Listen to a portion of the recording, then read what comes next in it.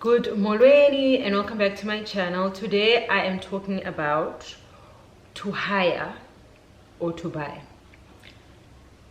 This is a potentially tricky question because when a person answers you, it always sounds like the person is being generic and it's like they don't care. Whereas actually they're not being generic, guys. They giving you an honest answer. To hire or to buy depends on you. It's about where you are financially. It's about where your business is. There's just so many things that play a part that you can never just simply say to a person, no hire, no buy, right? So let's talk about it. Let me break it down for you. It will help you make your decision on whether you should be hiring now or whether you should be buying. If you've gone far back to my videos, you will realize that I started out in events doing kids parties. Now I have grown and I am doing weddings. Now, when I started out, did I tell the story about how I started out? I must actually go back and check. So when I started out, I had a bit of a cash injection and I used that money to buy equipment. For me, it made sense because prior to starting, I had a business plan. So I came into this somewhat prepared. Because I was doing kids events, I then invested on buying my tables, my kids chairs. I got chair covers. I had, I think, a collection of about 6 different colors. I said I wouldn't buy a jumping castle because it was expensive. I couldn't afford one. Number 2, a jumping castle was big and heavy. It needed cleaning. I just was like, ugh, you know what? No, it's just not worth it. So when I started out, it was around 70% of my equipment was mine. Then the 30% would literally be like 1% because of the jumping castle and everything else was themed. So then I would have to go buy things. Then when the business started to grow, people started to now move me towards adult events, baby showers, and I did not have that equipment.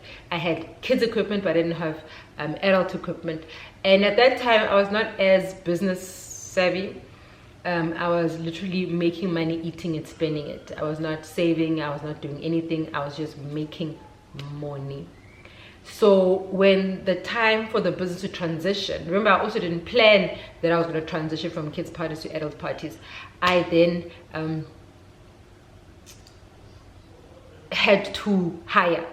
I don't even think it was a decision. It was just, okay, I'm going to do kids parties, so I'm going to hire equipment. And I started hiring equipment. Now that then switched things from me that switched things from me owning 70% of my equipment the other way around. I now was owning 30%, next to nothing when I started doing adult events, and 70 to 80% was me hiring. Up until me and a group of friends at that time, we decided that we were gonna collectively help each other grow, and we would buy equipment and support each other.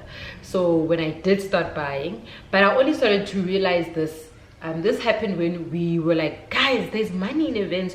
Why are we wasting money by hiring things from other people when we could buy these things ourselves? Like, why? You know, if there's a baby shower, if I own the tables, if someone else owns the chairs, someone else has the cutlery, someone else has the underplates, we could collectively assist one person host an event and they could get 100% of the profits and then divide that within us, because then if they make 100%, they've got more money to then buy more things, then we all buy.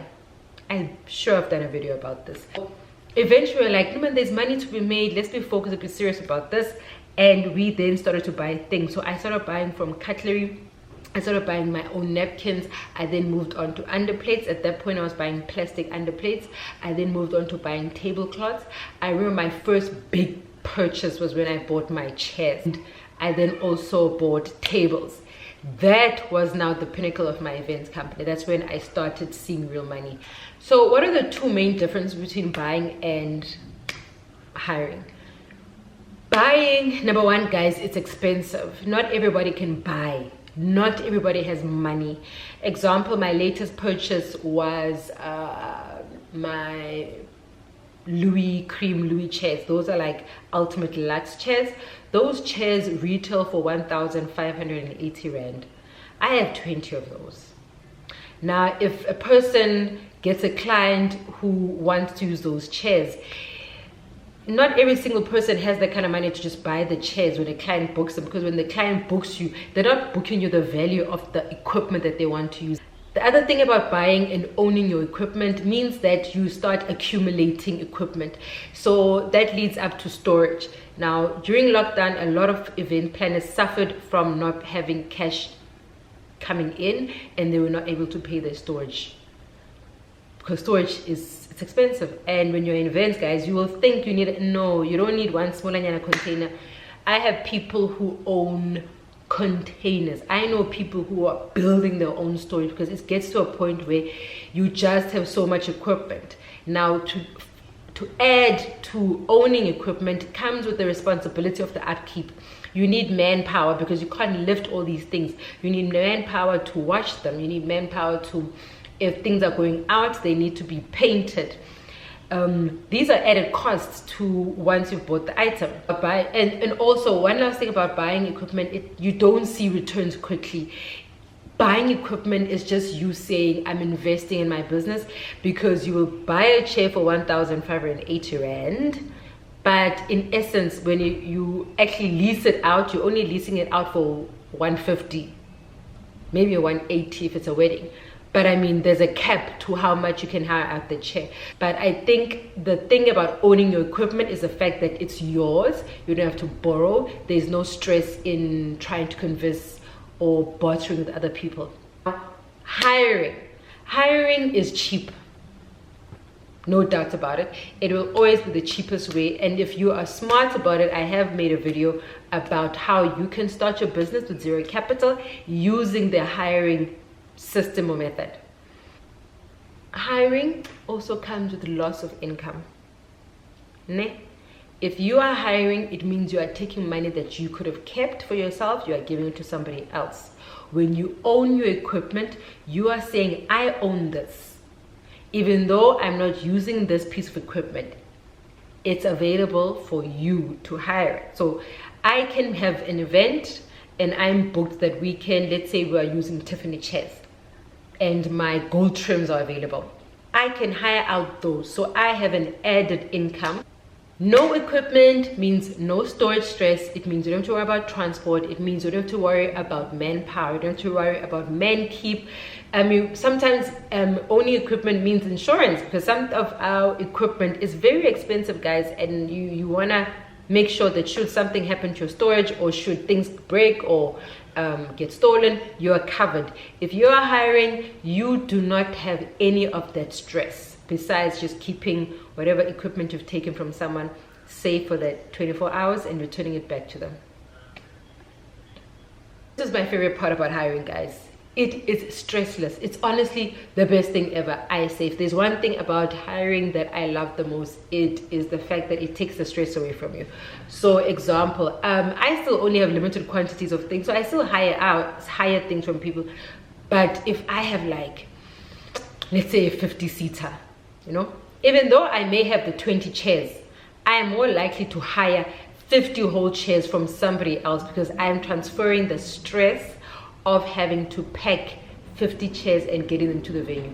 So then what that would happen is, I will say, depending on the budget, of course, if the budget allows, I'd be like, instead of me going all the way to, let's say, the Val to do a 50-seater baby shower, I'll do my research. I'll find someone in the Val who has the type of equipment I'm looking for. I will outsource, right? And whatever price they give me for the equipment, I will mark up to the client. So the client pays for what I'm hiring from that person, and also pays more. So I actually make profit from the client hiring the things from the other person, even though the client doesn't know. Then instead of me now having to worry about getting a truck and men to go with me, and maybe getting 5 assistants to drive with me from Joburg to the Val, I can just drive my small car, and take 2 assistants and load the cutlery, the tablecloths, the flowers in my car and pitch up at the venue where I know that things are there, because that company will then be responsible of setting up and placing the things. And at the same with the same thought, when it comes to breakdown, I only have to worry about taking my things on the tabletop, and then the other companies, they're responsible to come and take the table and chairs. So it is stress-free. But the question is now, do you hire or to buy, guys? It depends on you. You need to look at and evaluate your situation. What is more affordable for you? What is it? The sun is setting and it's getting cloudy. I think the storm is coming. All right. So you need to assess the situation with your business. No business is alike to the next one. But for me personally, I'm saying buy. Where you can buy, no matter how small, no matter how, like, small as in the quantity, small as in the value, buy, guys. Start with your cutlery, start with your vases, and make your way up gradually to the big items, because there's money in owning, there is freedom in owning, and owning means growth. And once you own something, guys, it becomes your asset. It may not make the money now, but it will always make money for you. So if you can, I encourage you, fully support you buying your own equipment. I hope this has helped you. I hope this has shed some light and made you, or will actually make you start thinking about whether you should continue hiring or you should continue buying, or maybe stop buying and go back to hiring, or just be like me where you buy a lot and you hire when you need to. But I like the security that I own my 80% of whatever I need to do for an event. That's my advice for today. Thank you so much for watching. I do appreciate it. Don't forget to comment and let me know currently what you are doing. So I've said I am on an 80-20 at the moment. I support buying by all costs. Let me know how you feel and how you've been running your business. Don't forget to subscribe. Don't forget to tell a friend, tell a friend, tell a friend, so we can reach 5,000 subscribers. Until next time.